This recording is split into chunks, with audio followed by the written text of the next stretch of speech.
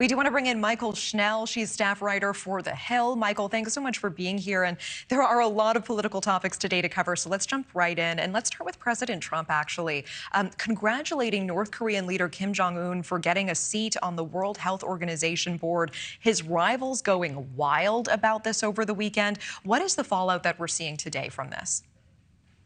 Yeah, that's exactly right, Natasha. We saw former President Trump come out with that statement, and it has been rebuked by a number of individuals, but specifically, as you mentioned, some of his rivals for that 2024 race for the White House. We saw just last night former UN Ambassador Nikki Haley, who's currently, of course, running for president. She pushed back on those comments last night during a CNN town hall, saying that we should never be congratulating a dictator. So this will be one thing, and we've seen it on foreign policy. We've seen it also with Russia's war against Ukraine. Candidates trying to sort of draw a contrast with former President Trump, as he is the front runner in the race, trying to draw a contrast to him and show voters that there are other perspectives and policy views available in the GOP field, one of those being foreign policy. And I think we'll see a lot of candidates jump on that comment about Kim Jong Un specifically. Okay. And meanwhile, we just heard our Kelly Meyer telling us about former Vice President Mike Pence filing his paperwork just last hour in order to run.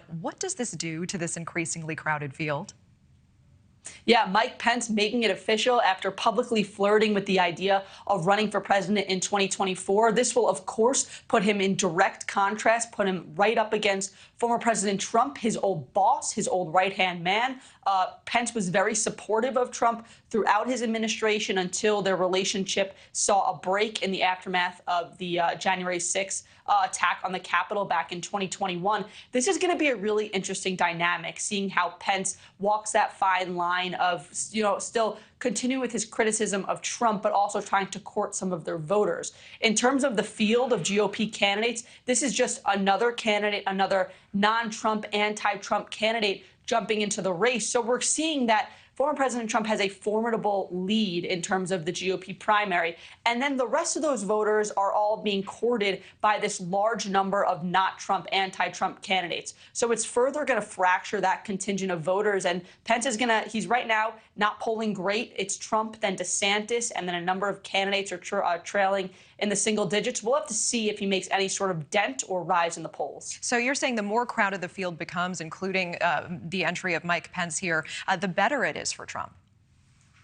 I mean, that's conventional wisdom, right? Because you have Trump, who has his supporters who are pretty firm in supporting him, and then the others are up for grabs. But that contingent, whatever the percentage may be, it's then going to be fractured between all these not Trump candidates.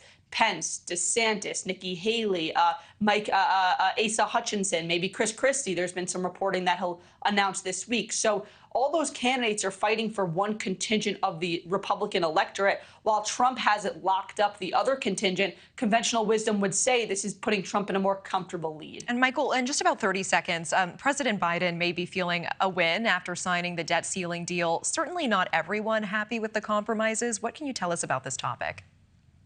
Yeah, this is something that the shared understanding on both the left and right with this debt limit bill was that nobody got what they wanted, right? Conservatives were frustrated that the spending cuts did not go far enough. Liberals were frustrated with the number of provisions that were in this bill. But at the end of the day, it passed both chambers. President Biden signed it into law ahead of that X date, which was actually today, the day that Janet Yellen warned the U.S. could default if the debt limit were not raised. So at the end of the day, it did its purpose. It avoided that default, which analysts had warned could be cataclysmic for the economy. But look, there were sweeteners in the deal for both sides to get on board and support it. But at the end of the day, nobody was thrilled, but they recognized that that piece of legislation was better than a potential default. Okay. Mychael Schnell, always appreciate your time. Thank you so much. Thank you for watching. Go to newsnationnow.com to find News Nation on your television provider. And don't forget to click the red subscribe button below to get more of News Nation's fact-driven, unbiased coverage.